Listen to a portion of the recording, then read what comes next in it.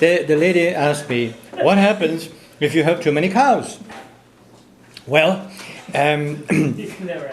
well, you could in Irish society, because your your entitlement to cows was more than just owning them. You actually had to have the slaves to go out and pick up the manure. For one thing.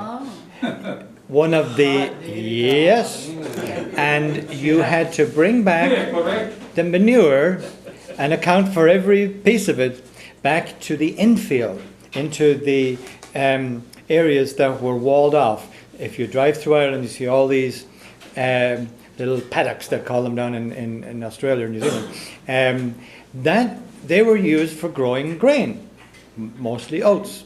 And the fertilizer came in from the outfield, the outlying areas, which were anywhere from swamps, bogs, mountainsides, whatever, but land that was common land.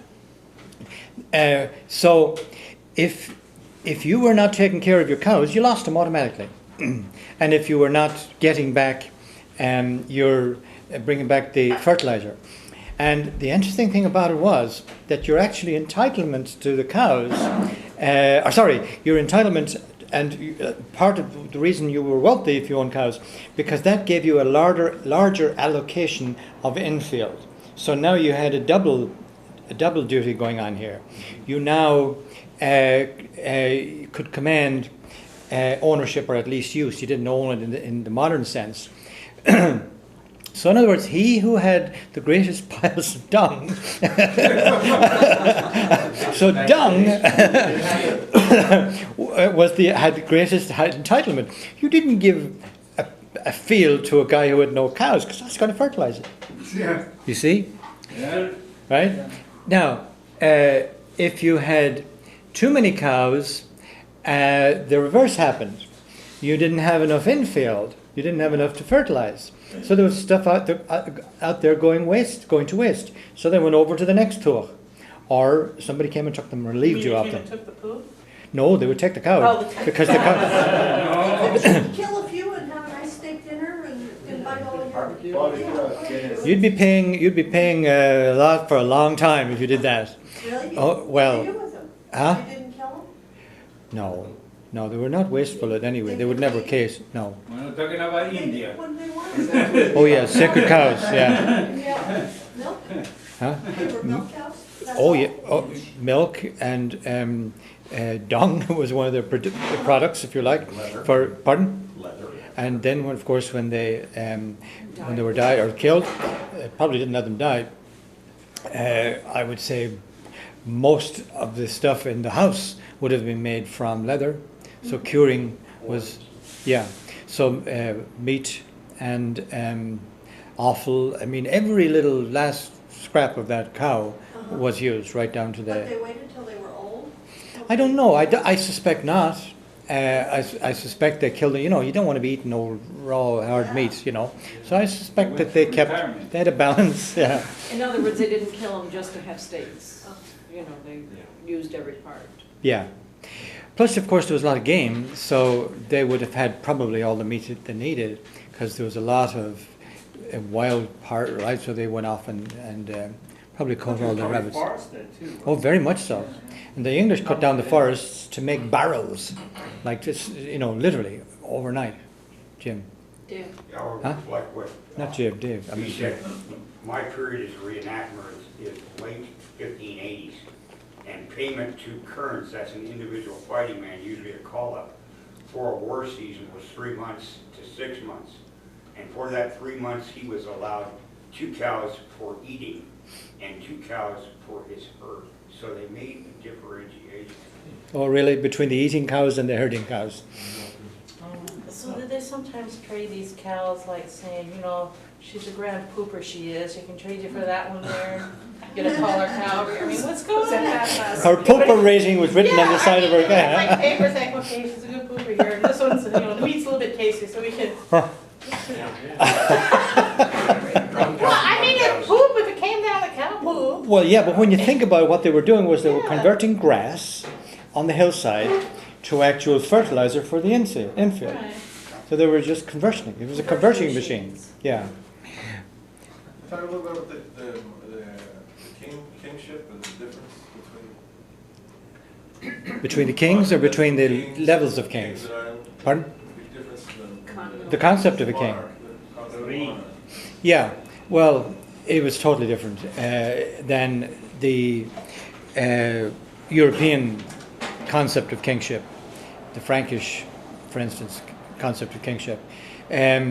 They were monarchs, and their tradition were more warrior.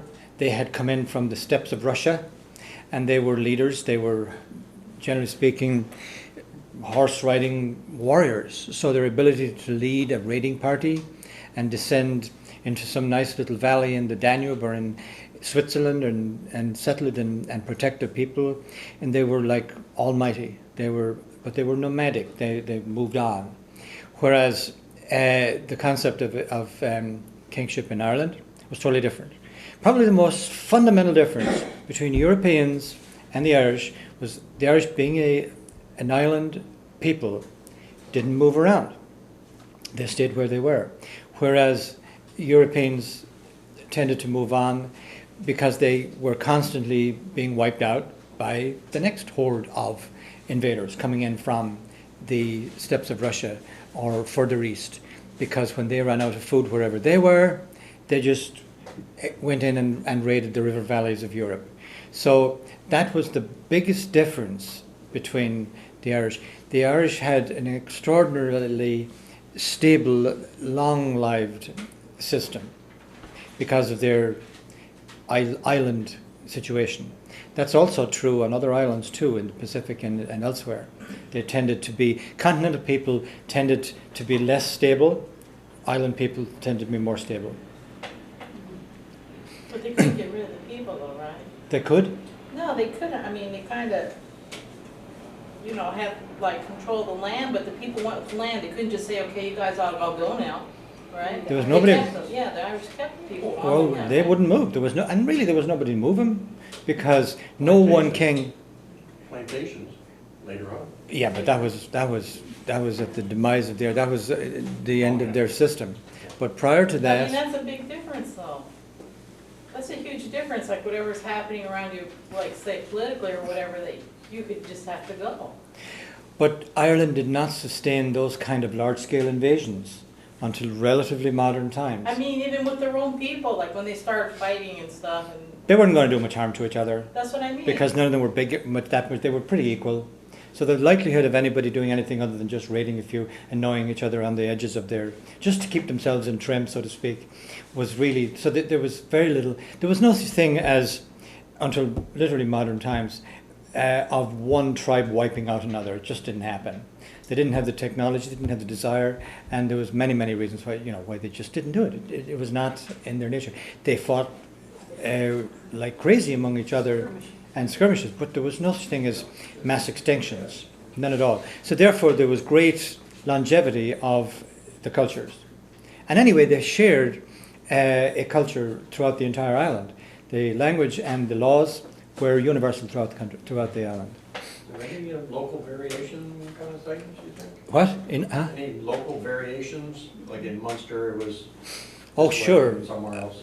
Well, yes, there were certainly differences, and it would have maybe appeared at the time to be huge. But if you look at it from back, there was very, very homogeneous. But yeah, I'm sure that there was huge rivalry, and still is, between Even the. Munster thought they were superior. Rightly so. Jim, you're asking variations within the Brehon laws Yeah. Oh, no. because of areas and the resources Yeah, of an area. If it was something that was so local that they would kind of develop their own little nuances, or was there... Very little evidence of that. There's overwhelming evidence that it wasn't like that. Yeah. That So it you was. had influences from outside of your little tribal area that kept you on the straight and narrow. There may be certainly some very minor local variations, Yeah. probably not very much. And it might have had to do with local conditions that didn't exist somewhere else. They're very conservative. Well, I'll give you an example. nature of the thing. True, but whatever was the dominant position, like for instance, now you can imagine where in a heavily laked area, like up in Fermanagh, there would be a very strong predominance on fishing rights and things to do with the water. Whereas maybe down in Laois, where there wasn't a lake for quite a way, that wouldn't have been a big deal. But maybe another thing. So yes, and otherwise where there was great hunting areas, there would be more, what's the word, accent, yes, on